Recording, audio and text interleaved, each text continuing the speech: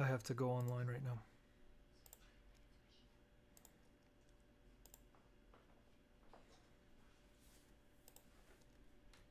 Welcome.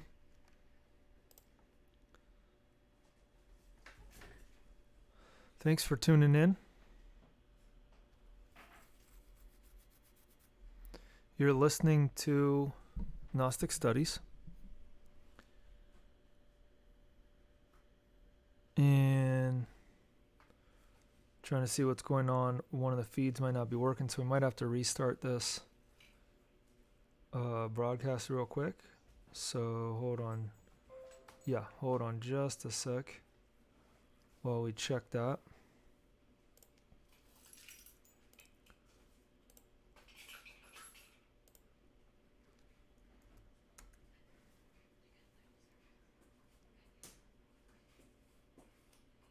Oh, nope, looks like it's working. Sweet. Okay. Just the playback isn't showing. All right, no worries. Let's see what we got here. Thanks for tuning in. This is Gnostic Studies, and we're going to continue with our astrology class today. We did Cancer from Weor in the previous class, Cancer number 1. This is Cancer 2. So before we discuss today's material, we want to review the previous material. So we're going to drop a link to the previous material in the chat comments area, so that if you're interested, you can review that and see the handout, which is at the bottom of the link.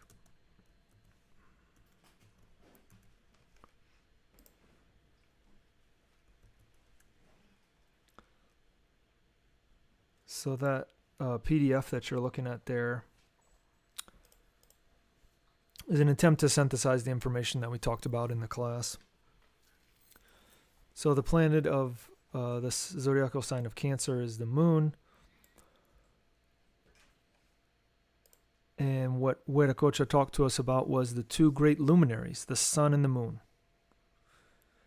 The sun is the planet of Leo, which is the sign that comes after Cancer. So these are the two, the sun and the moon signs that are coming up. He gave us a principle of occultism. He says everything radiates.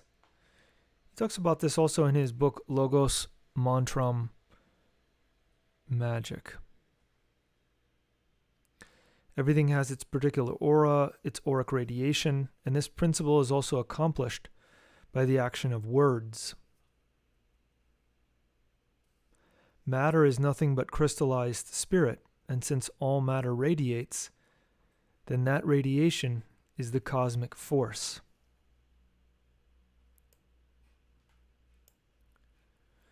Mexican initiation taught the significance of the Olin symbol, signifying movement. Therein are shaped the cosmic forces that come from above and the terrestrial forces that come from below. And in the center is the sun. Since we generally continue dreaming about whatever we've been preoccupied with before falling asleep, then let's take advantage of this circumstance and before remaining dormant to the descent of the cosmic forces from above, let us think or concentrate on the form of a triangle with the point down and the other triangle of the earth with the point up, forming the seal of Solomon or Mexican Olin sign. So what he's saying is that we've got the forces from heaven that are descending and the forces from earth that are ascending, and that they're going to mix together within our organism. We feel the forces coming up through the feet, through the body, and into the torso. We feel the forces from above descending through the head, the neck, chest, etc. And so they mix right in the center there. He says, in some cases, he says in the heart, but we can think of it as that area in the sort of center of the torso. And these are the symbols, the two symbols that mean that.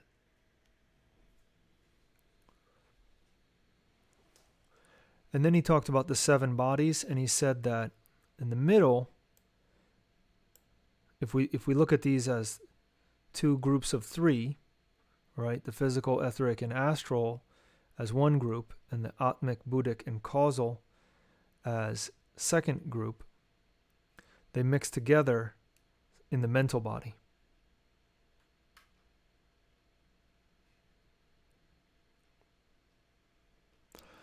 The currents emanating from the 3 superior bodies merge in the center, in the 4th body, in the mental body. Our mental body reflects our imagination, and so during this whole month, we should think about attracting to ourselves the cosmic forces from above and then the terrestrial forces from below in order to mix them in the centers that correspond to the sign of Cancer, which he mentioned was the Thymus gland. And I believe that also corresponds to the mammary glands. Then he talked about the growth and development. He said that spiritual growth corresponds to physical growth, so there may be some physical growth or something going on physically. In this case, the thymus gland. They start with th, but they're different. The thymus gland, which is in the chest, behind the rib cage, and that is what secretes hormones that helps us grow when we're younger, and that at about 21 years of age we stop growing, and he implies that that's related to the thymus gland not secreting its hormones, but that we can do a practice in order to stimulate this gland, and that those who are doing esoteric practices can reinvigorate or reactivate this gland, which can ultimately help us to grow and develop spiritually. So he recommended putting water, splashing water on the chest, in the center of the chest, in order to kind of shock the gland when we wake up, kind of shock the skin, and that sensation would cause some attention there. And we mentioned another practice that we learned that was supposedly a Taoist or ancient Chinese practice, where you tap on the chest. 1, 2, and then a stronger tap with a loose fist, with the goal of stimulating that gland. So the summary of the practice is to imagine the cosmic forces from above and from below mixing in the thymus gland and the whole lymphatic system, awakening inspiration. As he said before, in Gemini we had imagination, now it's inspiration, and in Leo it'll be intuition. And then do the same breathing exercise where we open and close the legs. While we inhale, we open. When we exhale, we close them. And then we concentrate on this mixing of the forces within us. Then when we wake up, we can do mantra Raum Gaum to remember, which we pronounce mentally, to remember our dreams. So that was just a review of the previous class. If you have any comments about it or questions that you'd like to ask, please feel free to leave them in the comments area. And now we'll jump into today's class,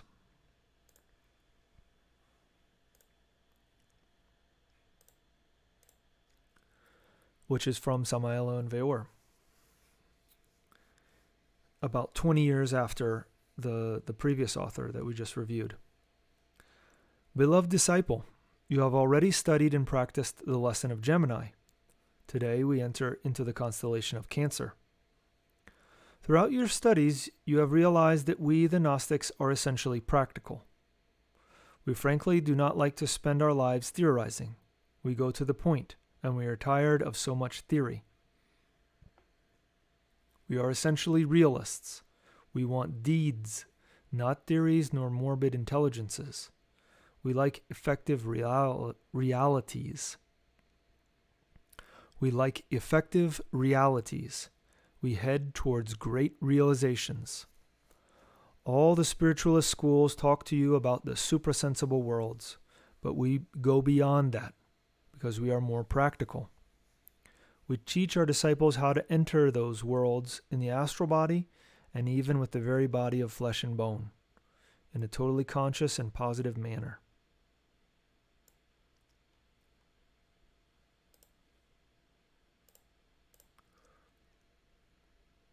This entering of the physical body into the ultra-sensible worlds appears to be strange to the theorists because they know nothing else except how to theorize.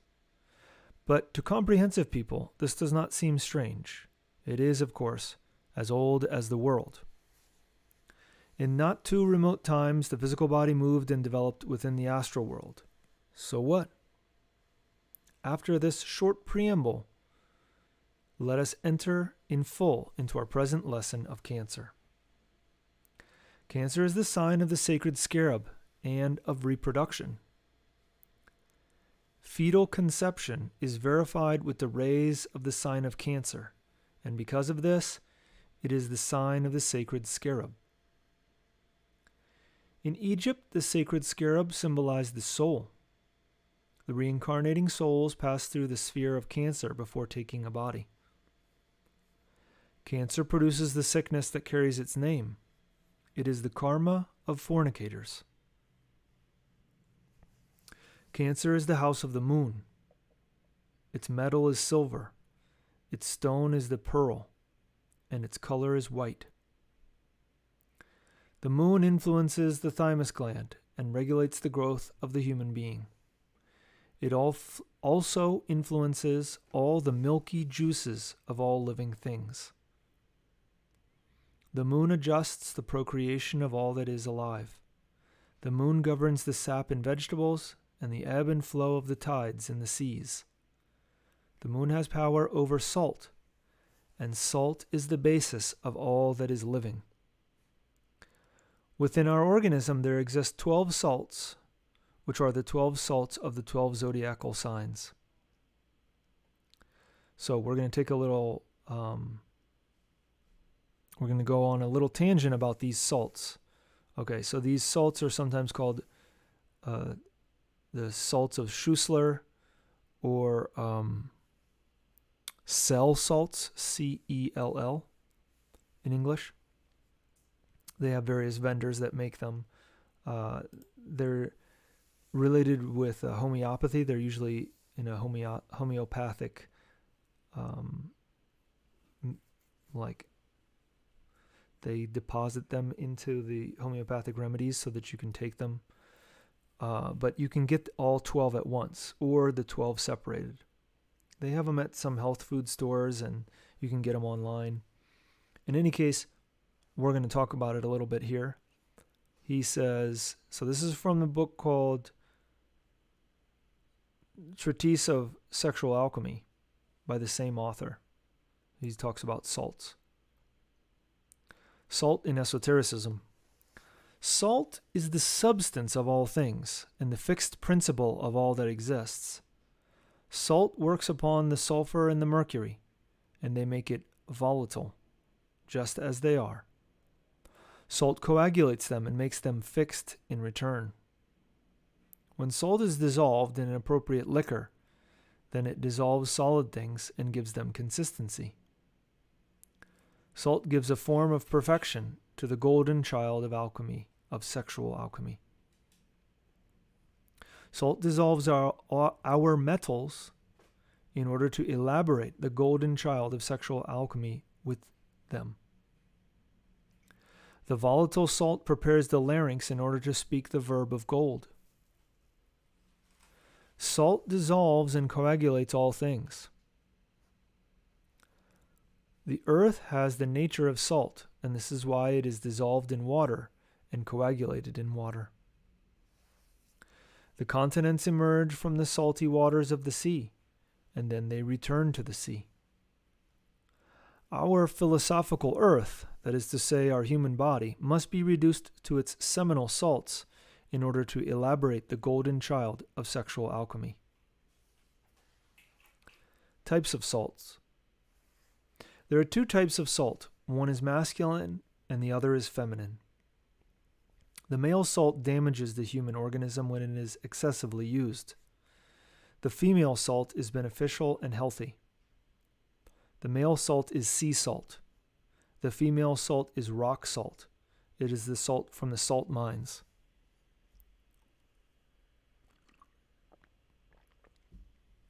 It's also Himalayan salt because that's from the earth, not from the sea. The alchemist must prefer the female salt. 12 fundamental salts exist, which are governed by the 12 zodiacal signs. Illnesses appear when these 12 zodiacal salts are not well balanced within our human organism. To synthesize these 12 zodiacal salts give a form of perfection to the 12 bodies that the inhabitants of the mist of fire use. The 12 zodiacal salts convert men into a splendorous zodiac. Everything that has a dense or subtle form is due to salt. No form can exist without salt. However, we must appreciate salt in its subliminal quintessence, which is imperceptible through the microscope, but perfectly visible to the clairvoyant. A profound study of the zodiacal salts will take us very far into the therapeutic field. These 12 salts are iron phosphate, phosphoric magnesium, phosphoric calcium, phosphoric nitron, phosphoric potassium, sodium chloride, sodium carbonate, potassium chloride, sodium sulfate, sulfuric calcium, calcium fluoride, silica. And in the handout at the bottom of the page, there's a table that'll show you the modern names that are also used in case you want to inquire into this. There was a lecture done in French that I was able to listen to a couple years back by a Gnostic who mentioned this cell salts or salts of Schussler, and he recommended taking the 12 salts because it's a little easier. You don't have to sort of figure out which one you want, and you just take it because if you don't need the salt, you just pee it out. All right, so the moon, salt, Cancer. Now we're jumping back into the sign of Cancer. The esotericism of the moon, the monad, and the abyss, or Avitchi. The moon is the symbol of a secret planet that lies behind it. The violet hierarchies of the heart temple of the moon gave to the human being their vital body. The moon is inhabited on the side that is not seen. The Selenites are the most vulgar and laggard of our earth, and laggard beings of our earth. Laggard means like slow or, like lagging. There was a need to confine them there. Almost all the inhabitants of that city are women. These beings are neither good nor bad, but simply laggards. As they evolve, they are given a body here on our earth once again, and in the end, they will all have a body again. Another small moon also exists. It is called Lilith by the astronomers. Lilith is the black moon. The souls that have already totally separated themselves from their superior being, formed by Atman Buddhi Manas, go there. Those souls are of an indescribable perversity, and there they have to go through the second death that Revelations refers to, and that the Christ spoke to us about. In her 6th volume of the Secret Doctrine of H.P. Blavatsky. She refers to the Avitchi and the second death. The Bhagavad Gita talks to us about the abyss also, but it was enough for us to talk about this topic in order for the spiritualists of Columbia to laugh at us. I have never said that my physical person is occupied in confining the perverse souls in the abyss. This would be out of tone, since I am a man like any other. God is the only one who has those powers. So, if you want to know what he's referring to, in the entry for February 27th, 1952, he says, I've been commenting with my priestess wife on the work of Michael. Really, behind this gigantic mission that has been entrusted to me, which is to put millions of perverse souls into the Avitchi, is Michael, the great prince of the children of the light, and the great planetary Logoi.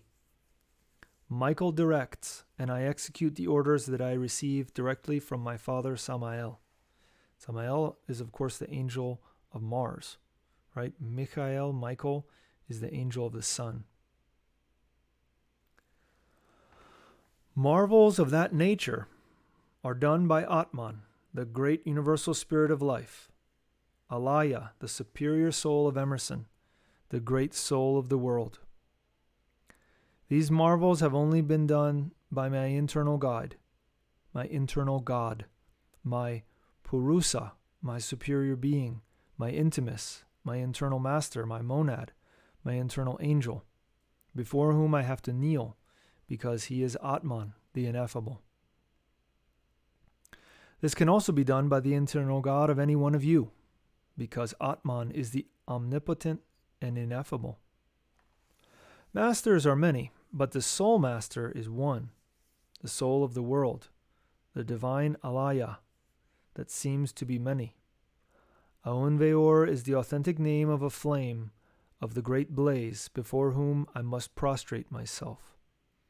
Weor means will of God, and the will of God is what has written this work. Therefore, when we talk of the Avitchi, we do not say anything new. Almost all the best spiritualists comment on it, describe it, and mention it. So what?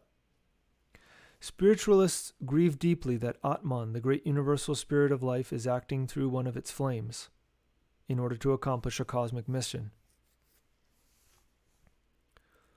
Yes, they are amazed, because ignorance, in its bold simplicity, is a Celestine beggar, with whom one cannot have immaculate contact.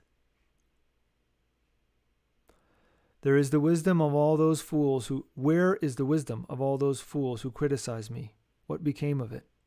The Avitchi is a very old subject. Even the Dr. E. Adum Mago Hefa talks to us about the second death in Preamble of Horeb. So what? In ancient times, the personalities who were totally separated from the divine triad, Atman Buddhi Manas, remained in the Avitchi of our earth. See the 6th volume of The Secret Doctrine of Blavatsky. Today, the times have changed. We're beginning the new era of Aquarius, and we have to isolate those personalities that are already separated from their divine triads from this terrestrial globe in order to cleanse the atmosphere of all evil. That is all. If this is reason for mockery on the part of the lecture hall spiritualists and occasional readers, whose fault is it? When the bridge called Antakarana, which communicates the divine triad with his essence, is broken, then the essence is left separated and is sunk into the abyss of destructive forces, where it disintegrates little by little. This is the second death that revelations speak to us about. That is, the state of consciousness called Avitchi.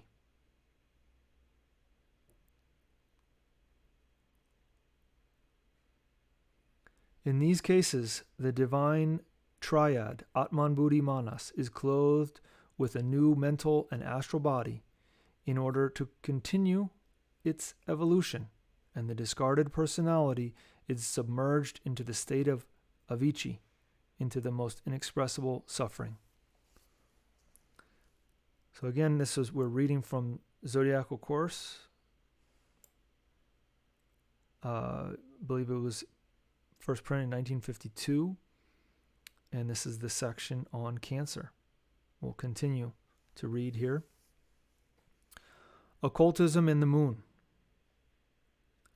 All the moons of the solar system are governed by Jehovah, but our terrestrial satellite is governed by the angel Gabriel. Right, so the moon corresponds to the angel Gabriel.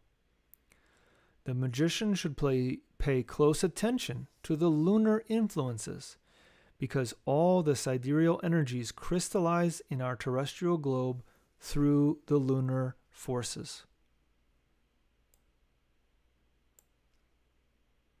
Now remember what we read before about how everything radiates, summarizing from the previous class. All that is begun during the waxing moon progresses quickly. All that is done in the waning moon fails. The new moon is very weak, and the full moon is very strong, and serves to carry out all works of practical magic successfully. The last day of the moon means abortions and failures. Always do your business during the waxing moon so that you may triumph. Hitler launched himself against Russia during the waning moon and failed. When a star shines within a nimbus of the moon, it is a sign that a general is surrounded by enemies.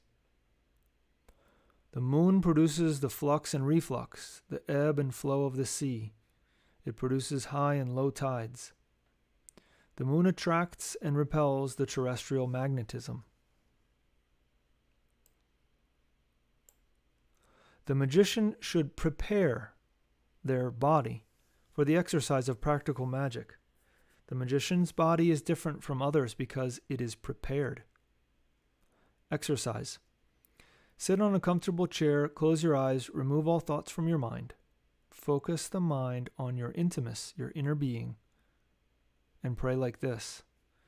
Father of mine, thou who art my true being, I beg thee, Lord, to enter the heart temple of the moon in order to bring me the angel Gabriel. Do the salutes, my Lord. Amen. Right? We know those salutes. We've reviewed that. Then direct yourself to the 4 cardinal points and perform the following invocation of the angel Gabriel, blessing the north, south, east, and west. Invocation. 13,000 rays has the sun, 13,000 rays has the moon, 13,000 times may the enemies I have repent. The disciple will pray, so you do that 4 times to each of the 4 directions. The disciple will pray to the angel Gabriel to prepare their body in order to become invisible, or in order to transform their face, to stop a bullet or knife in a moment of danger, or to materialize any superior entity. Iamblichus, the great theurgist, made the sidereal gods visible in the physical world because he had his body well prepared. The angel Gabriel will occultly treat the spleen and certain centers of the spinal column of the disciple. When the latter can already make visible and tangible the angel Gabriel in the physical plane, it is because their body is prepared. Then, in a moment of danger, they will do the invocation of the angel Gabriel, and if the disciple wants to become invisible, the angel Gabriel will erase them from the sight of the enemies, or will transform their face if the disciple so desires. The invocation will always be done blessing the 4 cardinal points. These exercises to prepare the body are practiced during our entire lifetime.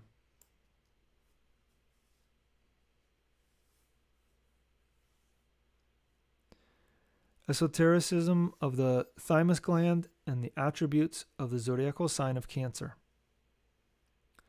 When the theurgist has their body well prepared, they can make the sidereal gods visible in the physical plane. This requires patience and perseverance, because nothing is obtained as a gift.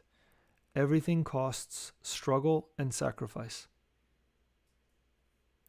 The forces that descend from heaven when arriving at our thymus gland meet the forces that ascend from our organism that ascend through our organism from the earth.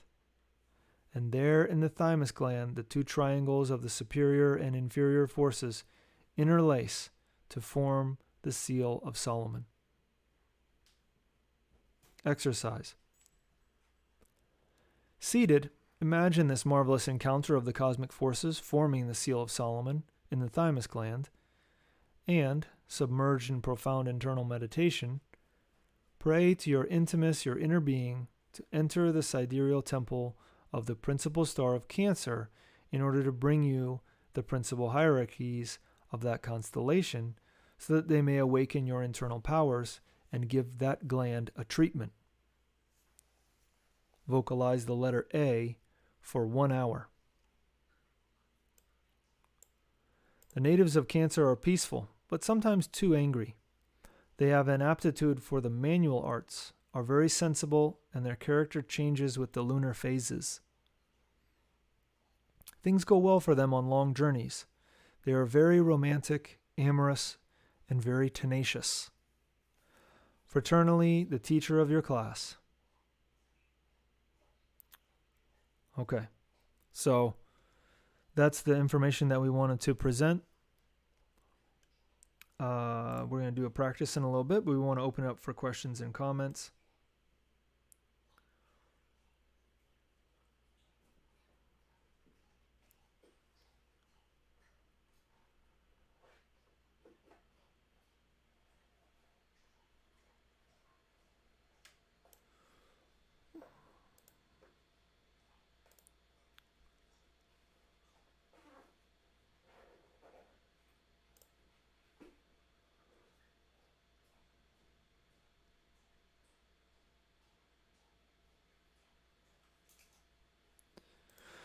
Doesn't look like there's any at this time.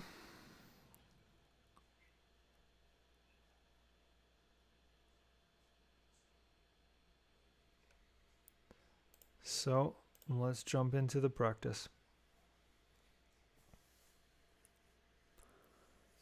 So remember that the correspondences for Cancer are the moon, the thymus gland, which regulates the growth of the human being, the forces that descend from heaven and the forces that ascend from the earth mix in the thymus gland.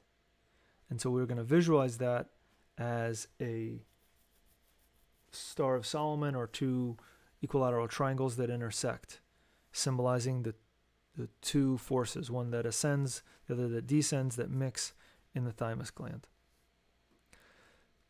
So, seated, let's take our seat. Let's prepare ourselves for a practice. Grab some water or something if you need it.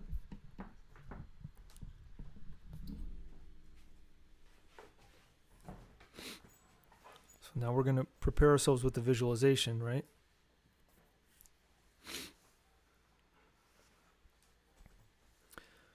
We're going to imagine the two forces coming together. So we're going to imagine the descending force that comes from the heaven, passes through in the form of a triangle with its point aiming downward, passes through our head, our neck and throat, our upper chest, and then lands or sort of stops in the center of the chest. And then we imagine the forces from below that are ascending, coming through the feet, again in the form of a triangle that's pointed up, passing through the ankles, calves, the knees, the thighs, the hips, entering the torso, and into the middle, and forming the seal of Solomon, the two interlaced triangles there in the center of the chest and the center of the thymus gland. So let's visualize these two forces interacting, mixing, if you will.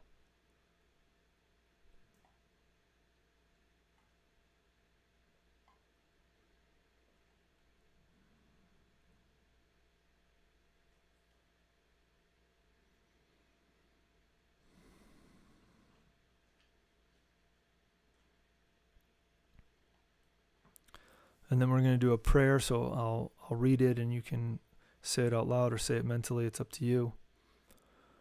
So this is a prayer to our inner being to ask for assistance from the beings, the angels of the constellation of Cancer. My Father, you who are me myself, you who are my true being, I beg you to transport yourself to the principal star of the constellation of Cancer, to bring the principal hierarchies of that constellation to this humble home, so that they may awaken my internal powers and give my thymus gland a treatment. Let me cross the arms over the chest, right over left, hands over the shoulders, or at the level of his shoulders. We bow to the right, inhale and say Jakin. Jakin.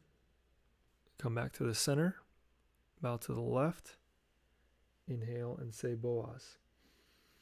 Boaz. Come back to the center, and then we pray again. My Father, take the 7 sacred steps within, towards the interior of the temple, and kneel down at the feet of the principal genie of Cancer, begging him to send the principal hierarchies of Cancer in order to awaken my internal powers and give my thymus gland a treatment.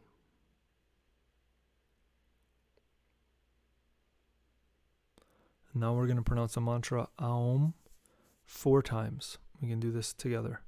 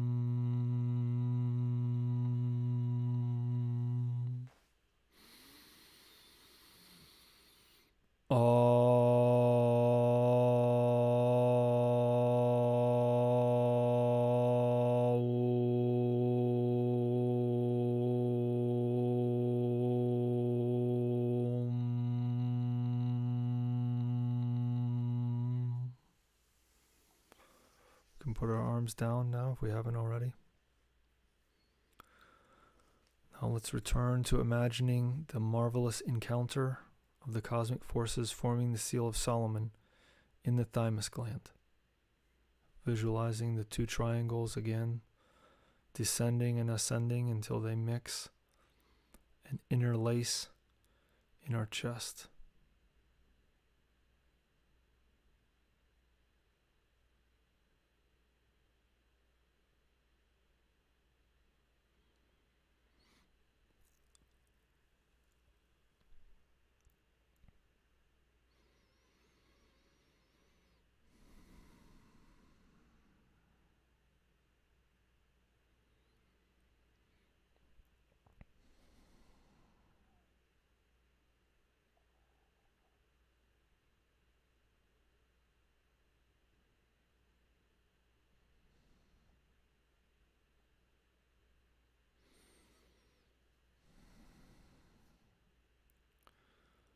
And next, let's vocalize the vowel A. We're not going to do it for an hour today. We'll just do it for 5 minutes. And if you remember, the faculty that it has is that it helps us remember things that have been hidden, our dreams, our past lives, etc. So we just want to repeat it at our own pace. I'll keep track of the time. So you do it with your breath. And when we get close to the end, I'll just say, let's do it 3 more times, and we each do it at our own pace. So inhale through the nose, exhale through the mouth, pronouncing the mantra.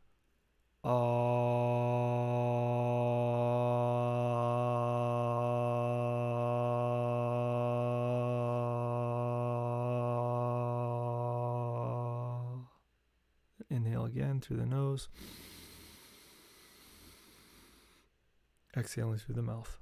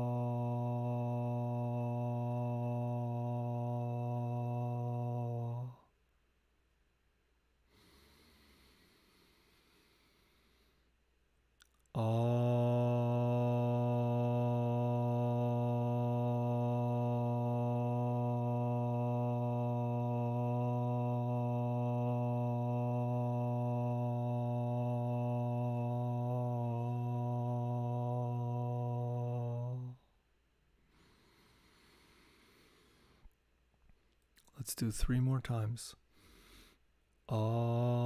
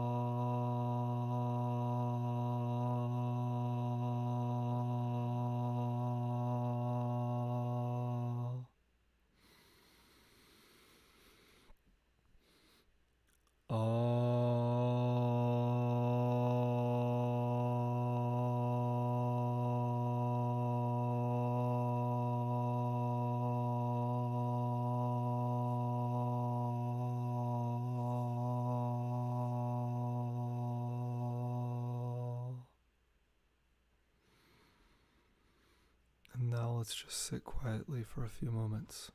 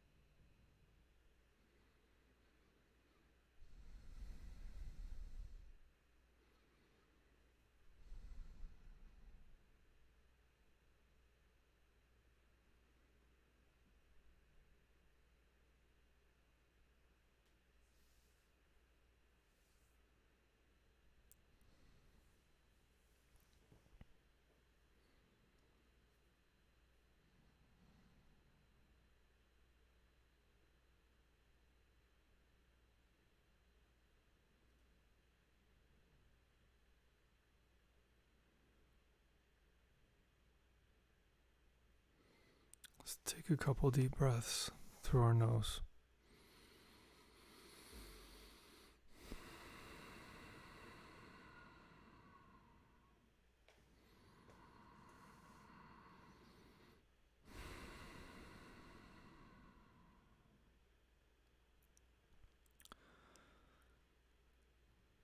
We can always pray, thanking our inner divinity for their assistance, for the help that we received.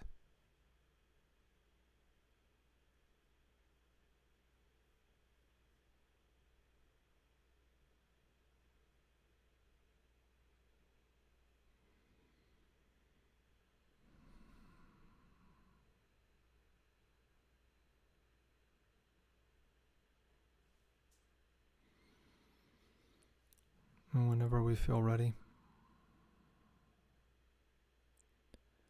we can bring the practice to a close, going back to the room or wherever we find ourselves and opening our eyes.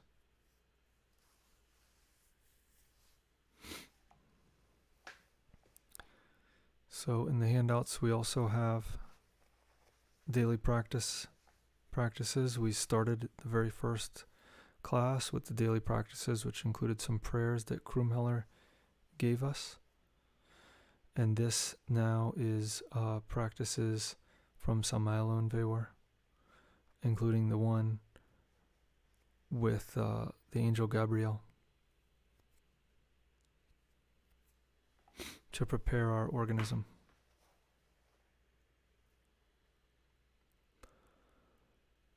That's all the information that we wanted to present to you this evening.